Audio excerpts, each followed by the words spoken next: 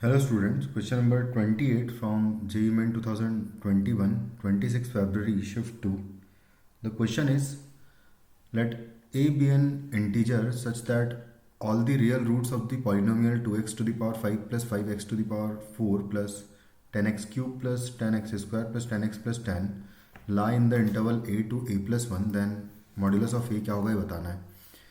तो सबसे पहले तो हम इसको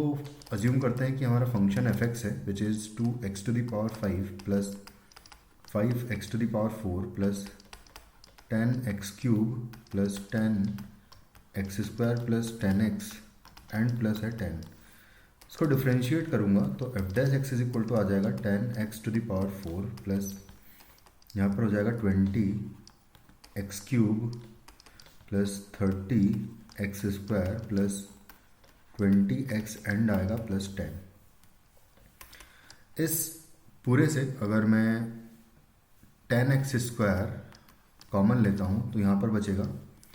x स्क्वायर प्लस यहाँ पर बचेगा 2x बचेगा प्लस यहाँ पर बचेगा 3 बचेगा सिर्फ प्लस यहाँ आ जाएगा 1/2 आ जाएगा एंड प्लस यहाँ पर आ जाएगा 1/x टू द पावर 2। तो यहाँ पर अगर देखा जाए तो 10x स्क्वायर है मल्टीप्लाइड बाय इन दोनों टर्म्स को साथ में लिखूंगा मैं तो आ जाएगा x square plus 1/x square. इन दोनों टर्म्स को भी साथ में लिखेंगे अगर तो 2 कॉमन लेके 1/x प्लस 1/x आ जाएगा एंड साथ में है प्लस 3 कुछ इस तरीके से। उसके बाद फिर मैं आगे अगर क्योंकि हमने 10x स्क्वायर कॉमन ले लिया है तो 10 लिया तो यहाँ पर 3 बचेगा, करेक्ट है। उसके बाद मैं परफेक्ट स्क्वायर यहाँ पर बनाऊंगा अगर तो 10x स्क्वायर इंटू इसको पूरे को मैं लिखूंगा x प्लस 1/x का होल स्क्वायर लिखूंगा मैं इसको और साथ में -2 कर दूंगा, कुछ इस तरीके से आ जाएगा ये। और -2 भी लास्ट में हम लोग कर देंगे तो +2 इंटू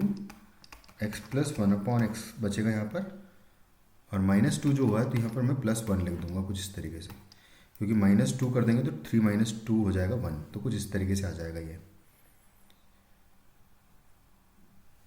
अब ये जो लिखा हुआ है एक्चुअली ये होल स्क्वायर लिखा हुआ है, किसका होल स्क्वायर है ये 10x स्क्वायर तो एज इट इज़ रहेगा और into x plus 1/x plus 1 के पूरे का होल स्क्वायर लिखा हुआ है ये a और ये b मान लें तो a स्क्वायर,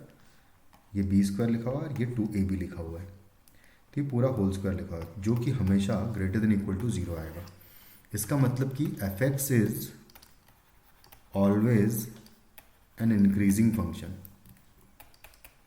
यानी कि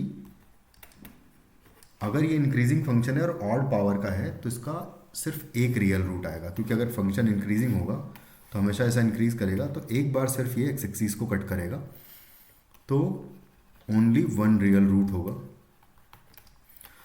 और हम हिट एंड ट्रायल से अगर देखें तो एफ ऑफ, सबसे पहले तो मैं एफ ऑफ -2 की वैल्यू निकालूँ, अगर यहाँ पर मैं फंक्शन में वैल्यू पुट करूँ